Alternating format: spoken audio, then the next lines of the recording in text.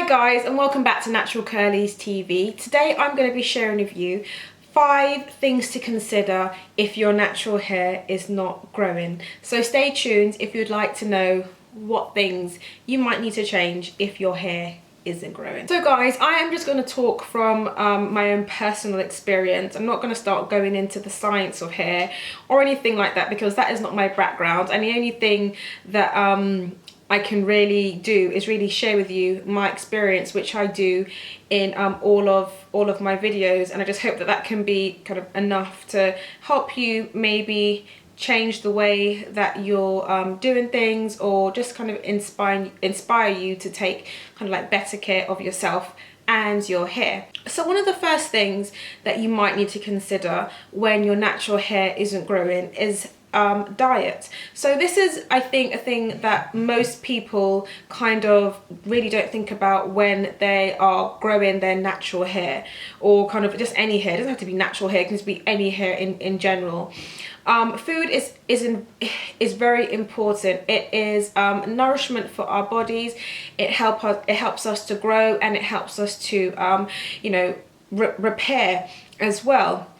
So we need to be eating the right types of food for us to be healthy, and there are specific types of food as well if you want your hair to grow nice and healthy and strong and longer.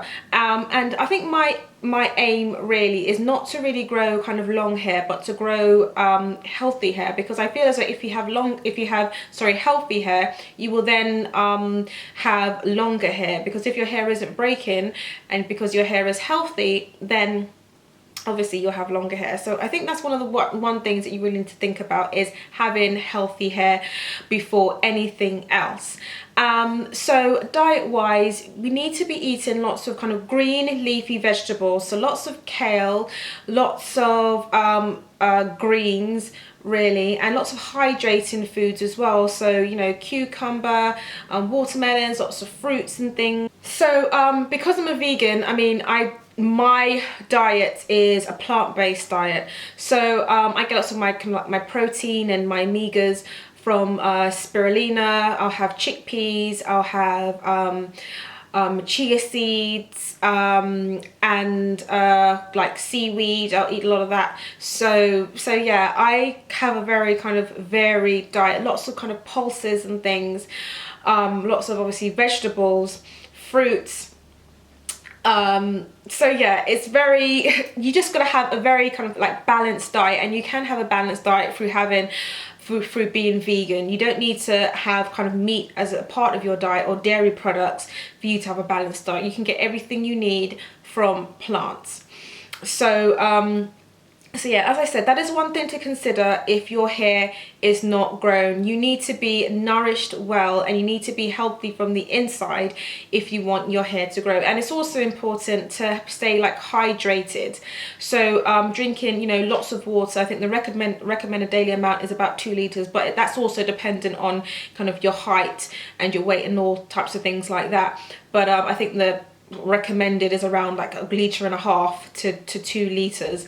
And obviously if you're exercising, you need to be drinking a bit more than that as well, because our body is made up of, majority of our body is made up of water, so we need to make sure that we are taking in enough water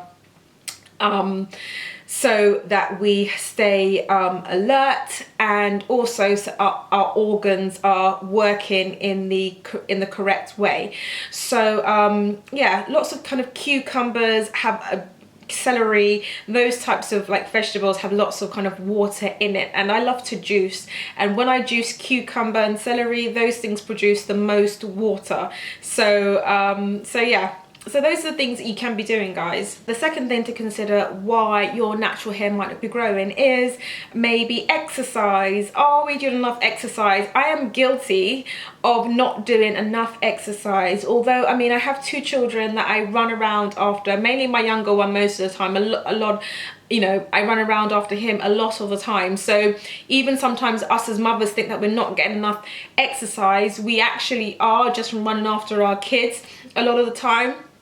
So and doing kind of just general housework, like if you think about the amount of calories that you burn from maybe like sweeping, mopping the floor, hoovering, you know, washing clothes, putting clothes away, putting them to hang out, and all those types of things, they can burn energy as well. So we must not kind of dismiss those activities, those daily activities that we do, as not being some type of physical activity, because that definitely is.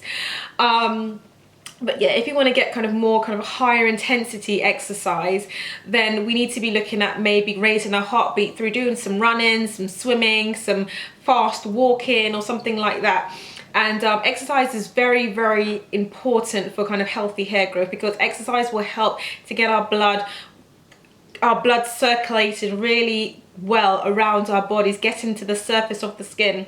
And if we want our hair to grow healthily, we need to have enough blood get into the scalp area, which is going to, you know, push out lovely, healthy follicles to grow healthy hair. So it's really important that we keep exercising, we get our heart pumping, and we feel, I guess, uncomfortably comfortable when we're exercising. So we don't have to be really splat out where we can't talk and we feel like we want to throw up. We don't have to be at that stage, but just where we feel like, you know, we pushed ourselves a bit, but we could still maybe do a little bit more.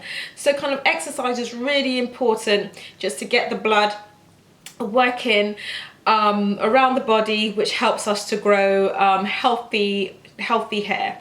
The third thing I'm going to mention is, it's kind of like a two-in-one, is sometimes we don't realize we're using too much of one thing. So that could be either moisture or protein. And there was one stage in my natural hair journey where I was deep conditioning on, I was deep conditioning quite a lot actually, and at one stage my hair really started to feel very, very mushy. And when your hair begins to feel mushy, that's a sign that your hair's probably had too much moisture, and maybe you need to think about doing more of a strengthening conditioning. So getting deep conditioning with a product that has more proteins in it, because moisture is absolutely fantastic for natural hair, and I'm still a big advocate of moisturizing on, you know, on a daily basis or every other day. But if we have too much, it can also be very damaging to the hair. So, and when our hair is, you know, over moisturized, it becomes very mushy, like I said, and then it becomes more susceptible to breaking, because it hasn't got enough of those kind of like, is it keratin bonds kind of on the hair, which is the protein, which kind of helps to keep the strand really, really strong. Yeah, your hair can break if your hair is over moisturized. We want our hair to be nice and flexible and to be bouncy, but we don't want it to be mushy and kind of limp and not very nice, and that can happen when you're over moisturizing. So also, I was going to say, like, some people don't realize that you can use too much protein on the hair, so, and that can also cause breakage as well. So you always have to get like a happy medium. Too much of one thing is never a good thing.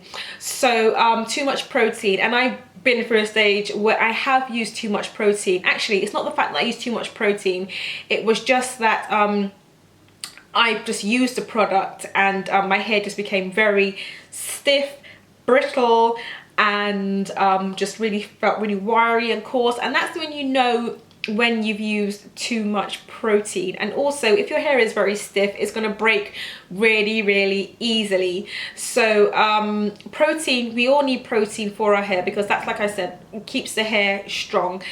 And so we need those bonds, and we need to have kind of protein in our diet, which helps our hair to grow nice and strong as well.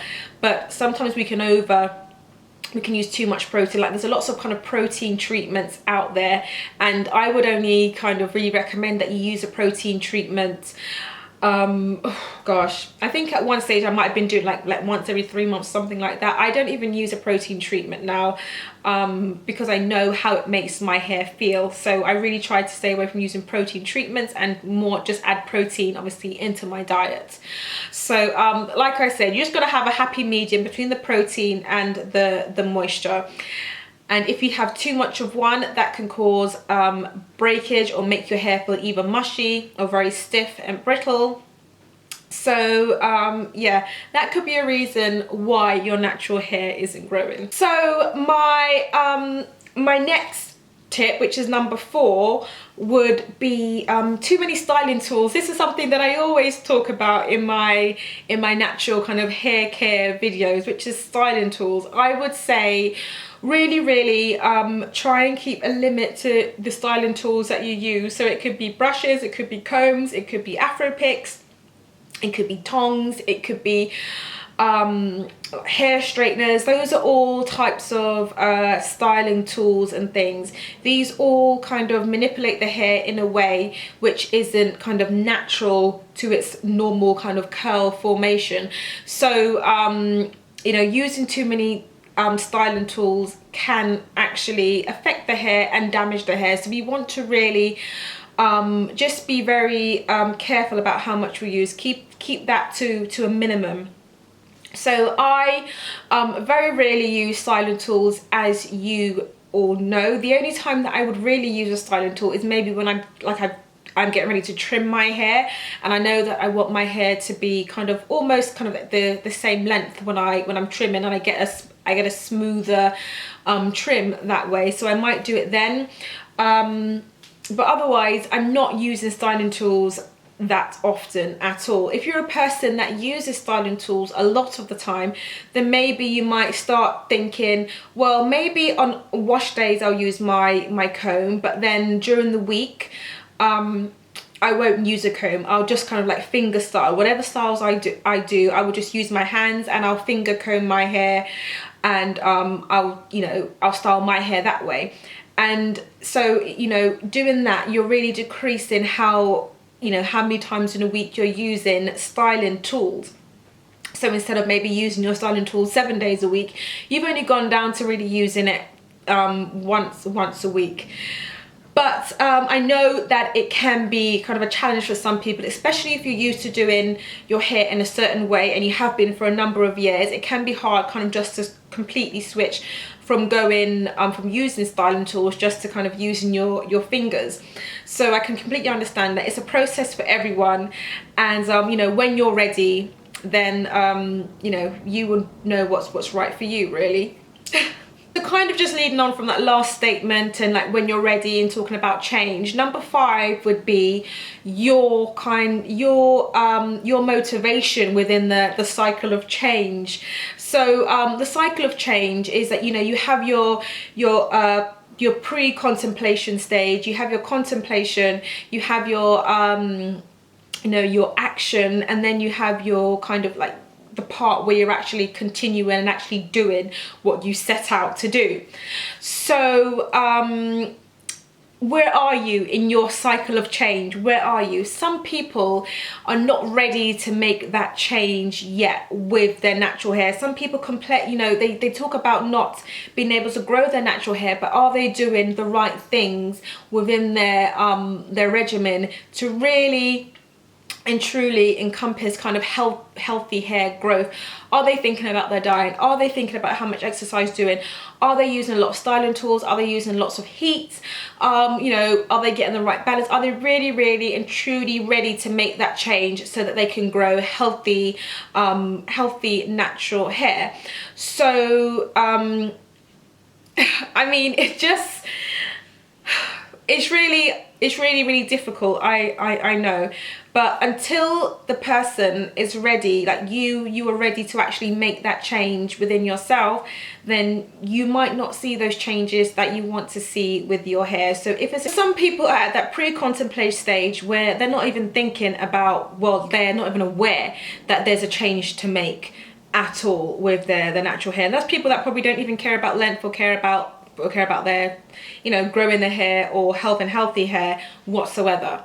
And then you have people at the stage, the contemplation stage, and that's where they're like, they are aware of the problem. They're aware that something needs to change within their natural hair journey for them to see some types of improvements. So this person is probably like, do you know what, my hair ain't growing, but I gotta do something about it. But I ain't got time to finger detangle my hair. You know, I got 2 kids, I got a dinner, I got a husband at home. Who's got time to be, you know, finger tangling their hair? That takes up too much time. I'd rather be doing something else. You know what I mean? Then you've got that person, so they're aware, but they just need some guidance to be able to move into that kind of like preparation stage, because they know that there is a change to be made, but they're just thinking, well, I'm not quite sure because, you know, other things are kind of going on, but at least they're aware that something needs to be changed. And then, like I said, you've got the preparation stage. So this is somebody, you know, that's getting ready to actually, and they're actually thinking about, well, how can I do this? How can I make a change? Where can I change my attitude? Okay, so what I'm going to do is that I'm going to start by not using any tools, any combs or brushes in my hair for the next week. So I'm just going to use my fingers to style my hair for the week, and just at the weekend I'm gonna use a comb for that's when I wash my hair. But that's it. So it's going to be maybe once a week that I use use a comb. And then you've got that person actually putting it into action. So this person is actually doing it. They are using their fingers during the week, and then they're using a comb at the weekend, which is what they set out to do. And they're also maintaining it as well. So they've maintained it. They've gone on a couple of weeks, 3 weeks, and they're doing it. You know, they're going well. But then all of a sudden something happens. Life gets in the way and they relapse. So they stopped using the comb, and I mean, they stopped using their fingers during the week, and then they start using their comb more times during the week than they set out. So they've relapsed, and something has just happened, and you know, I know life gets in the way, and sometimes it's hard to maintain things, but it's just about encouraging that person to really keep on kind of motivated in what they set out and the goals that they have for their natural hair. So yeah, those are the different kind of like cycles of change. So there can be the part where, you know, you relapse and things just go back and you're back in that contemplation stage, but it's just about working your way back through that cycle of change. And like I said, you have that person in the pre-contemplation stage and then not even thinking about making a change. And those are the types of people where you can talk to them, you can say, okay, well, you need to start doing this for you to get here, but they are just completely and utterly ignorant of the fact that anything is going on. And these people are going to be a lot harder to move on to the contemplation stage. And to be honest with you, only when they are ready can they make that change. They have got to have that self-motivation within them. And this again applies to everything in life. It doesn't apply to just hair, but everything in life. We all have challenges in life, but we need to learn to kind of move through the cycle, and we've got to have that internal motivation within us.